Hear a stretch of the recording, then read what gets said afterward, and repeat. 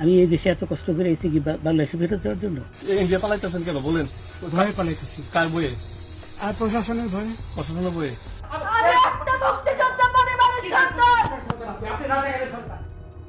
কোটা সংস্কার আন্দোলন বিষয়ে এক টক শোতে বিচারপতি কালা মানিক আন্দোলনরত ছাত্র জনতাকে রাজাকার ও রাজাকারের বাচ্চা বলে এবং দেশে 4 কোটি রাজাকার আছে বলে। সুপ্রিম কোর্টের সাবেক বিচারপতি এইচ.এম. শামসুদ্দিন চৌধুরী মানিক সিলেটের কানাইঘাট সীমান্ত দিয়ে ভারতে পালানোর চেষ্টা করেন। এ সময় নগদ 60 থেকে 70 লাখ টাকা, ব্রিটিশ পাসপোর্ট সহ ব্যক্তিগত বিভিন্ন সামগ্রী সঙ্গে নিয়েছিলেন তিনি।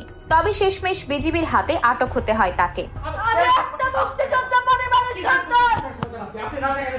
শুক্রবার 23 আগস্ট ওই সীমান্ত এলাকা থেকে রাত 11টা 20 মিনিটে আটক হয় সাবেক বিচারপতি।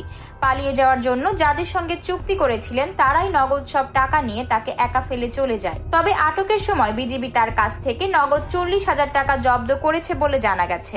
কিন্তু পরে দুই ছেলে আমার মাইরা ধইরা।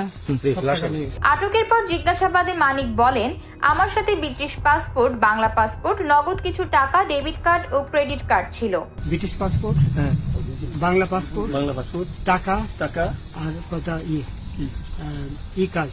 আর কি কি ছিল আপনার সঙ্গে এমন প্রশ্নের জবাব জানতে চাইলে সাবেক বিচারপতি বলেন, তেমন কিছু ছিল না, 40,000-এর মতো টাকা ছিল। গতকাল 60 থেকে 70 লাখ টাকার মতো ছিল এবং ওটা নিয়ে গেছে। কে নিয়েছে এই প্রশ্নের জবাবে তিনি বলেন, সেগুলো ওই দুই ছেলেই নিয়েছে, আমার সঙ্গে কিছুই নাই, সব তারা নিয়ে গেছে। আমি 15,000 টাকা চুক্তিতে এসেছিলাম, ওই টাকা আমি তাদের দিয়েছি, কিন্তু পরে ওই দুই ছেলে আমাকে মারধর করে সবকিছু নিয়ে গেছে। 60-70 লাখ নিয়ে গেছে। নৌকালাও সাথে নিয়ে নিছে? নৌকালা এবং ওই লোক দুইজন সাথে একসাথে নিছে না? ওই দুই ছোকরা নিছে। তাকে আটকের পর ভাইরাল হওয়া ভিডিওতে দেখা যায় কয়েকজন তাকে জিজ্ঞেস করছেন, আপনি পালিয়ে যাচ্ছিলেন কেন? তখন বিচারপতি মানিক বলেন, প্রশাসনের ভয়ে পালিয়ে যেতে চেয়েছিলাম।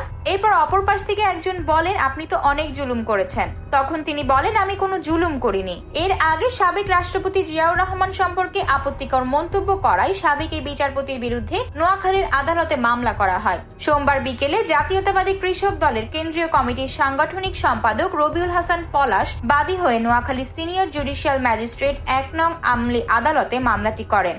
মামলা সূত্রে জানা গেছে, জিয়াউর রহমানের ব্যক্তিগত ও রাজনৈতিক পরিচয় মিথ্যাচার সহ কালিমা লেপনের হীন উদ্দেশ্যে ইচ্ছাকৃতভাবে মানহানিকর বক্তব্য দেন তিনি, যা প্রিন্ট, ইলেকট্রনিক ও সোশ্যাল মিডিয়ায় প্রচারিত হয়। তার এমন মন্তব্যে জিয়াউর রহমান ও তার পরিবারের সম্মান ক্ষুণ্ণ হয়েছে। বিশেষ করে গত জুলাই মাসে ছাত্র আন্দোলনের সময় চ্যানেল আইতে প্রচারিত টক শোতে মানিক অধ্যত্ত ও কুরুচিপূর্ণ, নারী বিদ্বেষী, অপমানজনক বক্তব্য ও আচরণ করেন, যা সারা দেশবাসী দেখেছে এবং তা সোশ্যাল মিডিয়াতে ভাইরাল হয়। আতকিয়া মাইমুনা, বার্তা 24।